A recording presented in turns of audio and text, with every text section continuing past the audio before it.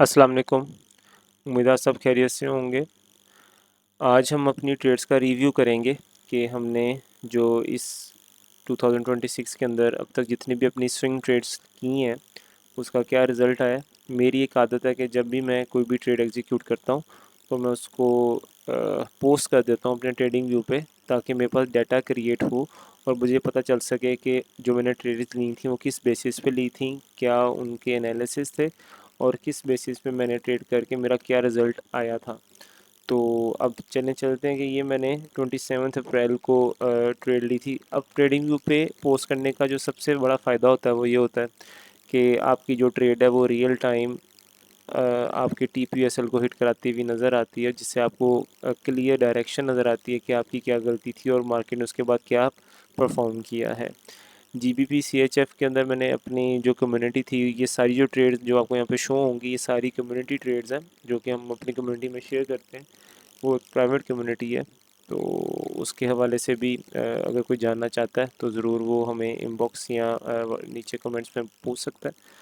तो अब हम इसमें चलते हैं GBP CHF का हमारा क्या आया है। तो इस तरीके से ये इन्वर्स हेड एंड शोल्डर बना हुआ था। ये एक स्विंग ट्रेड थी डेली टाइम फ्रेम पे और हमने इसके जो टारगेट्स बताए थे वो TP1 और TP2 इस तरीके से हाईलाइट कर दिए थे। तो अब इसको चल के चेक करते हैं कि क्या बना है। ये देखें, इस ट्रेड ने हमें अल्हम्दुलिल्लाह काफ़ी अच्छे प्रॉफिट्स दिए और काफ़ी एक लंबी राइड दी है। तो इस तरीके से हमें अपने डाटे के बारे में पता चलता जाता है। अब हम अपनी नेक्स्ट ट्रेड में आते हैं पाउंड USD के बारे में। जो पाउंड USD की थी ये 1 आवर टाइम फ्रेम पे ट्रेड थी। ये इंट्राडे ट्रेड भी इसको कह सकते हैं क्योंकि इसमें जो रिस्क रिवॉर्ड था वो छोटा था। तो अगर हम इसको देखते हैं चला के इसमें क्या हमारा बना था, ये देखें इसमें भी अल्हम्दुलिल्लाह हमारा TP हुआ था। और अगर हम अपनी नेक्स्ट ट्रेड देखते हैं USD कैट की, इसके अंदर भी जो हमारी जो एनालिसिस है और जो हमारी MRT कॉन्सेप्ट के ऊपर हम जो ट्रेड्स एग्जीक्यूट करते हैं उसके हवाले से अगर हम इसको देखें तो इसमें हमारा स्टॉप लॉस हिट हो गया था। मार्केट ने हमारे एनालिसिस को रिस्पेक्ट नहीं किया था, ट्रेंड शिफ्ट हो गया था। तो ये एक गुड असल है, इसको हम गुड असल कंसिडर करेंगे, ना कि ये हम करेंगे कि हमारा स्टॉप लॉस हिट हो गया। ये हेल्दी असल है। उसके बाद हमने AUD CHF को देखा था। AUD CHF के अंदर इसी तरीके से ब्रेकआउट लगा था। ब्रेकआउट लगने के बाद MRT के उसका जो साइक्लिक बिहेवियर था वो भी हमें यही बता रहा था कि इसको ऊपर जाना चाहिए। तो चलते हैं देखते हैं, इसने भी हमारा TP हिट कर दिया था। और इसके बाद अगर हम जाके सिल्वर को चेक करते हैं, सिल्वर वाली ट्रेड मुझे याद भी है। इसके अंदर हमारी एंट्री थोड़ी ऊपर से लग गई थी और ब्रोकर के ऊपर हमारा स्प्रेड की वजह से TP हिट हुआ था, लेकिन हमारा ट्रेडिंग व्यू पे TP हिट नहीं हुआ था क्योंकि मुझे ये याद है। तो इसको देखते हैं कि क्या करती है। जी ये देखें, इसी तरीके से ब्रोकर पे हमारा TP हिट हो गया था और सारी कम्युनिटी ने भी काफ़ी अच्छा इसमें राइड ली थी और शॉर्टर टाइम फ्रेम पे जाके ट्रेंड पे अटैक भी किया था।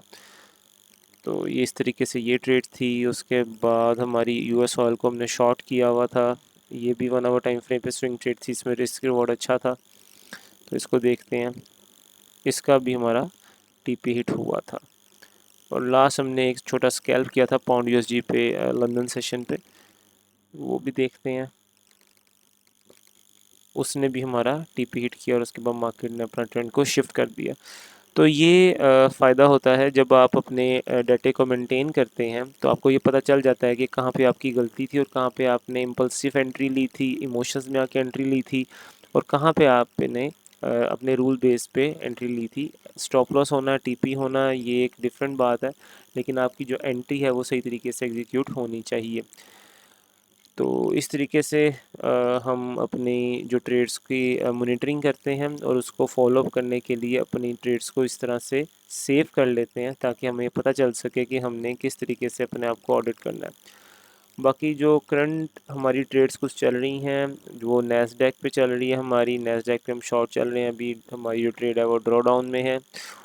लेट्स सी अब आने वाले वक्त में इसका क्या बनता है। कल न्यूज़ भी हैं, तो होपफुली ये हमारे कन्वर्ट हो जाएगी, क्योंकि इसका जो डेली टाइम फ्रेम है उसके लिहाज से इसका भी जो टेक प्रॉफिट लेवल है वो सस्टेन एग्जीक्यूट नहीं हुआ और ये कोई लेवल भी नहीं है जहां से मार्केट को ऊपर जाना चाहिए।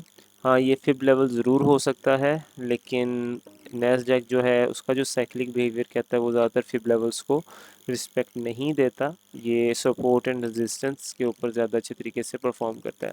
लेकिन मार्केट है, कुछ भी हो सकता है, हम शॉर्ट हैं, होप फॉर बेस्ट, और अपने रिस्क को मैनेज करके हम इसमें ट्रेड में बैठे हुए हैं। इसी तरीके से अगर हम DXY का छोटा सा अगर ओवरव्यू ले लें, हालांकि वीडियो का टॉपिक ये नहीं है, लेकिन मैंने कहा काफ़ी देर बाद आप लोगों से मुलाकात हो रही है, बात हो रही है, वीडियो बना रहा हूँ, तो आप लोगों को थोड़ी अपडेट भी दे दी जाए। वो यही है कि डेली टाइम फ्रेम पे भी, सॉरी, अगर हम इसको वीकली पे देखते हैं, वीकली पे इसने अपनी रेंज का ब्रेकआउट किया है। ब्रेकआउट करने के बाद इसने अपना हायर हाई मारा है, हायर हाई मारने के बाद ये अपने हायर लो पे आया हुआ है। जो हायर लो है ये आपका डेली टाइम फ्रेम के लिहाज से आई थिंक 50% बनेगा, यस, ये अपने 0.50% पर रिट्रेसमेंट ले रहा है। ये काफ़ी स्ट्रॉन्ग लेवल है, वीकली टाइम फ्रेम के साथ अलाइन है। तो अब जितने भी डॉलर के साथ एसेट्स हैं हम उनके अंदर बाइंग देख सकते हैं, क्योंकि मैं डॉलर में बुलिश हूँ और लॉन्ग टर्म तक बुलिश हूँ। ये मेरे टीपीज़ लगे हुए हैं। बाकी ये मेरी एक only information point of view से ही मैं ये वीडियो बना रहा हूँ। बाकी जो भी इसको ट्रेड करना चाहता है वो अपनी बेसिस पे अपने रिस्क को मैनेज करके अपने लिहाज से ट्रेड कर सकता है, वो अपने लॉस और प्रॉफिट का खुद जिम्मेदार है। तो ये आज की वीडियो थी जिसके अंदर मैंने आपको ये बताने की कोशिश किया कि अपने डाटे को कैसे मेंटेन किया जाता है और मेंटेन करने का फ़ायदा क्या क्या होता है। तो होपफुल इंशाल्लाह ताला आपको मज़ा आया होगा, कुछ सीखने को मिला होगा। नेक्स्ट वीडियो में इंशाल्लाह ताला मुलाकात होगी आपसे। अल्लाह हाफिज़।